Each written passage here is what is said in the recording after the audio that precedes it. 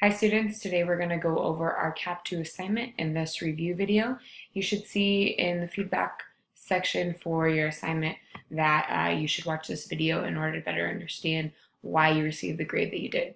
So without further ado, we're going to start with our bench press. Now, there are two joints that we need to address here. The first one is the shoulder joint and the second one is the elbow joint. And this is true for both the eccentric and concentric phase, eccentric and concentric contraction.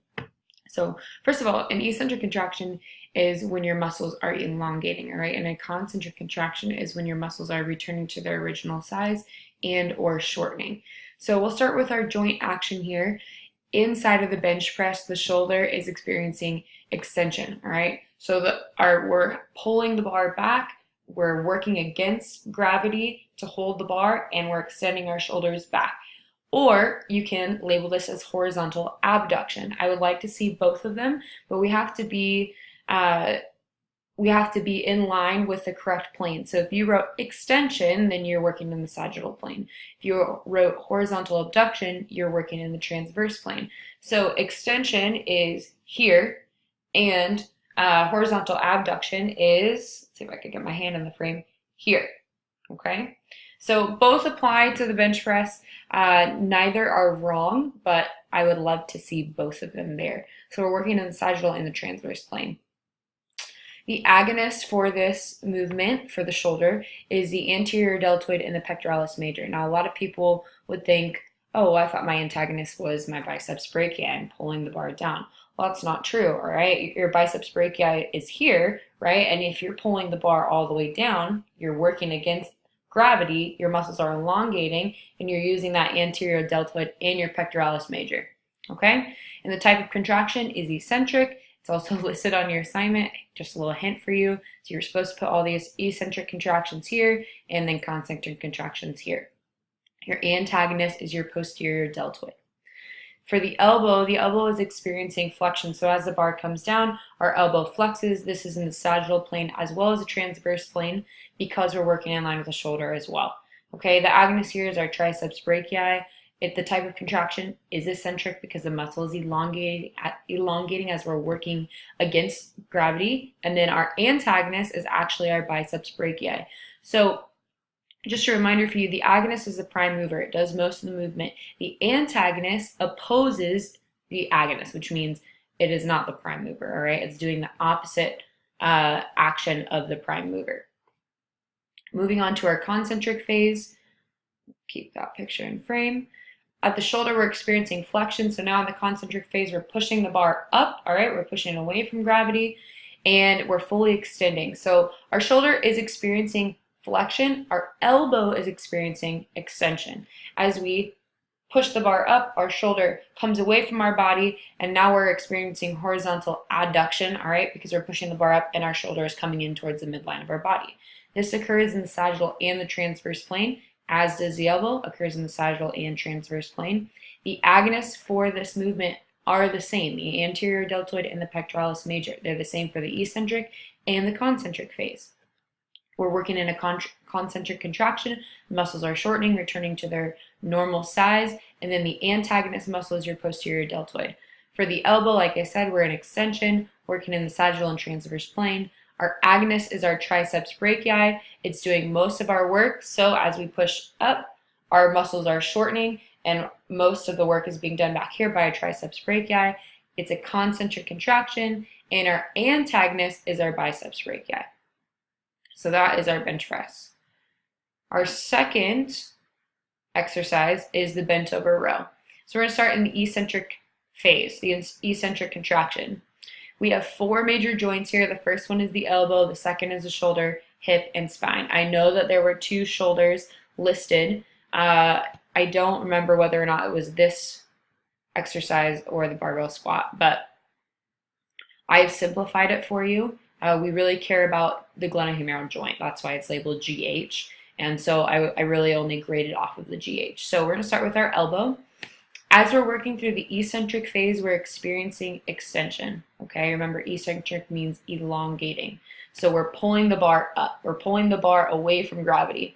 And extension is in the sagittal plane and the transverse plane. So We're experiencing extension in the sagittal and transverse plane. Our agonists are biceps brachii, so it's the prime mover. Our biceps brachii are doing most of the work. It's an eccentric contraction, and our antagonist means opposing the prime mover is our triceps brachii. Our shoulder, which is our glenohumeral joint, is experiencing flexion and horizontal adduction. Now remember, adduction means that whatever portion of your body is experiencing adduction, that portion of your body is coming in towards the midline of your body. So your glenohumeral joint, as we pull the bar up, is experiencing adduction. It's coming in towards the midline of your body. This is seen inside of the sagittal and the transverse plane. Your agonist here is your posterior deltoid. Your contraction, eccentric. All of these are eccentric except for these last two. And your antagonist is anterior deltoid. Your hip is experiencing flexion as well. All right, this is occurring in the sagittal plane. Your prime mover, your agonist, is your gluteus maximus, and the type of contraction here is an isometric contraction. An isometric contraction just means that it's neither elongating or shortening. Okay, it's pretty much neutral. And the antagonist is your rectus femoris. Our spine is in a neutral position. It also can be seen as a little bit of extension, so that's why side extension, it should say slight extension. That's a typo. Slight extension can be seen inside of the spine, but we're really looking for neutral. The plane of motion is sagittal and transverse, and your rectus spinae is doing most of the work. It is your agonist muscle. And then it's also in an isometric contraction, and your rectus abdominis is the antagonist muscle in this movement. We're going to go on down to the concentric contraction. So starting with our elbow, the concentric contraction is right here. We're now allowing the bar to come back and gravity is taking over. We are shortening our muscles, concentric contraction. So our elbow is experiencing flexion and the plane is sagittal and transverse. Our agonist muscles are biceps brachii, just like it was up here. The type of contraction is concentric. It's going to be concentric for both the elbow and the shoulder, and the antagonist is your triceps brachii. A lot of us put quite a few different antagonist muscles. I appreciate that you put as many muscles as you thought could be antagonists, but we're really only looking for one specific agonist and one specific antagonist inside of this movement. For our shoulder, our glenohumeral joint, we're experiencing extension. All right, the bar is coming down, we're extending, and we're experiencing horizontal abduction, which means that our glenohumeral joint is coming away from the midline of our body. This occurs in the sagittal plane. Sagittal matches up with extension, and the transverse plane matches up with abduction. The agonist here is your posterior deltoid, doing most of the work back here. And then it's a concentric contraction, and your antagonist is your anterior deltoid. Your hip is experiencing flexion. So it's experiencing the same thing in the eccentric contraction and the concentric contraction. Most of the movement that is done is with your elbow and your shoulder. Your hip is simply in flexion to finish the movement, okay? It's just a neutral position. Your plane of motion is sagittal. Remember, flexion and extension occur in the sagittal plane. And your agonist is your glute max. Your type of contraction, isometric, as it was in the eccentric phase, as it was up here in the eccentric section, And the antagonist is the rectus femoris. Your spine is in a neutral position, slight extension, and it occurs in the sagittal plane as well. The agonist here is still the erector spinae. It's an isometric contraction, and your antagonist is your rectus abdominis. All right, our next exercise is our barbell squat. So the eccentric phase that is occurring here is while the bar is coming down, okay? So as he's squatting, it's the eccentric phase. His muscles are elongating. As he extends and he comes up, as you can see right here in this picture, that's the concentric phase. So we have 1, 2, 3, 4 joints. We have the ankle, the knee, the hip, and the spine here. So we're going to start with the ankle. The ankle is dorsiflexing. This means that his toes are coming up, and it's occurring in the sagittal plane of motion. All right, the agonists here are the soleus and the gastrocnemius. These can be found back here. And it's an eccentric contraction as his muscles are elongating as he brings the bar down. His antagonist is his tibialis anterior. His knee is experiencing flexion. He is flexing here at the joint. Flexion and extension occur in the sagittal plane. So this is in the sagittal plane of motion. His agonists are his quadriceps. Now, if you just wrote quadriceps, I gave you half points for that. I wanted to see them listed out: vastus lateralis, intermedius, and and rectus femoris. Sorry, there's a couple typos there. And the type of contraction is eccentric. The antagonist is your hamstrings, and I also want to see those listed out, okay? Biceps femoris, semitendinosus, and semimembranous. And then you also have your gastrocnemius down here. Your third joint is your hip. Your hip is experiencing flexion in the sagittal plane. Those agonist muscles are the glute max, biceps femoris, semitendinosus, semimembranous. So your hamstrings and your glute max in the eccentric phase, and your antagonists are your hip flexors and your iliopsoas. So we're really looking for you to write out all the names of the muscles. If you didn't do that, I gave you half points if you wrote quadriceps or hamstrings. For the spine is a neutral position. It's neither an extension or flexion. It occurs in the sagittal plane. The erector spinae is the antagonist. All right, the erector spinae runs all the way up either side of your spine. It's the largest group of muscles in your back, and it is an isometric contraction. Okay, it's a neutral contraction. And the antagonist muscles are the rectus abdominis. All right. Coming down to the concentric contraction, a lot of things here are the same for the agonist and the antagonist. The other things that differ are really the joint action. So the joint action that occurs here is plantar flexion. So as he stands, I'm going to go back up here. As he stands, he's pushing into the ground. So he's no longer coming down with the bar, which would cause his toes to come up. As he stands, he's pushing further down into the ground, and he's almost gripping the ground with his toes. It's like he's trying to plant his toes into the ground. That's a good way to remember plantar flexion. So at the ankle, he's plantar flexing. Plane of motion, sagittal. His agonists are the same, his antagonists are the same, and we're experiencing a concentric contraction here. At the knee, he's fully extending, so he's standing upright. He's working in the sagittal plane. He has the same agonist and the same antagonist. I didn't write out all the hamstrings because they were written out up above. That's totally acceptable if you wrote C above. And it's a concentric contraction. At the hip, he is also extending. He's standing straight upwards. He's experiencing this motion, this joint action in the sagittal plane. He's also experiencing the same agonist and the same, not the same antagonist, the same agonist, okay? There it is. So right here you can see glute max, biceps femoris, semitendinosus, and semimembranous. All of these are also written above in the eccentric phase. Now for his antagonist, he has biceps femoris, semitendinosus, semimembranous, and gastrocnemius.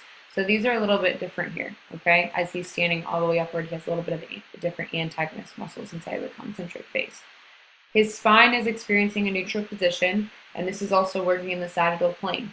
He's still experiencing his antagonist muscle as his erector spinae, as it is the largest group of muscles running up either side of the spine. It's still an isometric contraction. The spine is neither flexing nor extending. So we're not in an eccentric or concentric contraction for the spine. We're in an isometric contraction. And the antagonist is still the rectus abdominis. Our last exercise that we'll go over is the barbell shoulder press. So there are 4 joints here that we're going to go over. That's the elbow, the shoulder, the thoracic spine, and the scapulothoracic. So let me go down here. Okay. The elbow is experiencing flexion. So we're in the eccentric phase, okay? It's an eccentric contraction. The elbow is experiencing flexion. So the elbow here comes down as we pull the bar down. This is the eccentric phase. Our muscles are elongating. His grip is neutral, all right? And he's experiencing flexion here. This occurs in the frontal plane because we're working here. We're no longer working here, okay? His agonist is his triceps brachii, not his biceps, so back here. It's an eccentric contraction, and his antagonist, if you feel your arm, as you pull your arm down, is his biceps brachii. Feel the back, feel the front, you'll see that the biceps brachii is working in opposition of your agonist, which is your triceps brachii. Your shoulder is experiencing adduction, meaning the glenohumeral joint is coming in towards the midline of the body. It's also experiencing extension. This also occurs in the frontal plane. His agonist muscles are his anterior deltoids, biceps brachii, pectoralis major, middle delt, and supraspinatus. Type of contraction, eccentric. Antagonist, latissimus dorsi, teres major, posterior delt, and triceps brachii. Let's fix that. Typing error right there. For his spine, so we're talking about his thoracic spine, his T-spine, which is directly opposite of this portion of his chest, And his thoracic spine is experiencing neutral joint action, neither flexion or extension, adduction or abduction, or internal or external rotation. It's just neutral, right? It's working in the frontal plane, as is the shoulder and the elbow and the scapulothoracic. His agonist muscles are his erector spinae, type of contraction, isometric, as is almost every other contraction that occurs with the spine, and the antagonist muscle is the rectus abdominis. The scapulothoracic is a joint action is occurring in downward rotation, so arms are coming here, and his scaps are rotating downwards. So this occurs in the frontal plane of motion. His agonist is his trapezius and his serratus anterior. Type of contraction, eccentric. His muscles are still elongating, and his antagonist muscles are his rhomboid, levator scap, and his pectoralis minor. And for our concentric phase, his elbow is experiencing extension. So this is our eccentric phase, this is our concentric phase as he pushes the bar up, okay? In the concentric phase, the elbow is experiencing extension. The plane is still frontal plane. His agonists are his triceps brachii, type of contraction, concentric, and his antagonists are the biceps brachii. So the only thing that's changing here is his joint action, okay? His shoulder is experiencing abduction as he pushes the bar up. His shoulder, his glenohumeral joint is coming away from the midline of his body, and he's fully extending at the shoulders. This occurs in the frontal plane, and his agonist muscles as well as his antagonist muscles are still the same in the concentric phase as they are in the eccentric phase. The spine, the thoracic spine, T-spine, is experiencing a joint action of a neutral joint action. So neither flexion or extension, like I said before, neither abduction or adduction or internal or external rotation. So just a neutral action at the joint. Still occurs in the frontal plane, and the agonist is still the erector spinae, being the largest group of muscles running up along the spine, and it's an isometric contraction, so neither flexion nor extension. His antagonist is his rectus abdominis. Lastly, his scapulothoracic, so this has to do with his scaps, are rotating upwards. So as he pushes the bar up, his scaps are rotating this way, okay? So they're no longer rotating down and elongating his muscles, they're rotating up so he can push the bar all the way up. So upward rotation is the joint action here. He's still working in the frontal plane, and his agonists are the trapezius, serratus anterior, and then it's a concentric contraction here, and his antagonists are his rhomboids, his levator scaps, and his pectoralis minor. So it's the same thing as it was in the eccentric phase. Let's go back up here. You can take one more look at his eccentric phase and his concentric phase. All right, and those are your 4 exercises that we went over or that were in Cap 2 and we've gone over in this video. If you have any further questions, go ahead and email me. I know I've had a few of you emailing me asking, you know, why did I get this grade? What did I get wrong? Just remember that you have to match up the joint action with the plane of motion. So if you wrote extension and then you wrote transverse, that really doesn't make sense. Extension occurs in the sagittal plane. Horizontal abduction occurs in the transverse plane. So if you wrote both, extension and abduction, and then you wrote sagittal and transverse, I'm going to be able to give you points for that, okay? Also, if you just start to rattle off muscles in the agonist and the antagonist section, that's really difficult for me to give you points because you're just guessing now. So really think through the action of the joint. Think about the agonist muscle. What is the prime mover? Who's doing the most work? And then the antagonist muscle. Who is opposing that work? And then think about your contraction. Okay, your eccentric contraction, your muscles are elongating. Your concentric contraction, your muscles are shortening. Your isometric contraction is just neutral. Think about a squat. You hold at the bottom of the squat. That's an isometric contraction at the spine. Okay, the spine is neither flexing nor is it extending. When you do a plank on the ground, that's an isometric contraction. Okay, you're just holding that position. You're neither flexing nor extending. So those are just some helpful hints for you. The words that are bolded in here are ones that were wrong for most of you in the class. So these are the most commonly mistaken cells filled in for this class. So I just bolded them. That way you would be able to see. So that's all for this Cap 2 review. If you have any questions, please feel free to email me or call me. I know this is a long video, but I wanted to give you as much explanation as possible for your grade.